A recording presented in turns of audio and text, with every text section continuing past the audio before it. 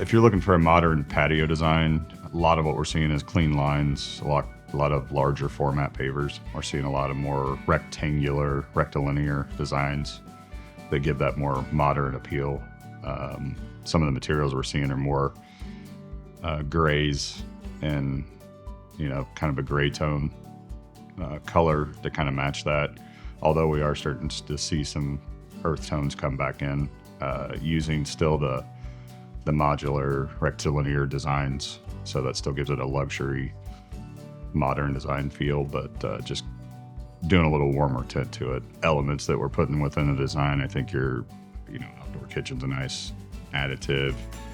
A rectangular fire pit is pretty popular. We can also do like a gas fire pit. We put glass in there. But I think mostly from the modern design standpoint, you're seeing clean lines, rectangular, rectilinear designs that kind of give you that more modern feel.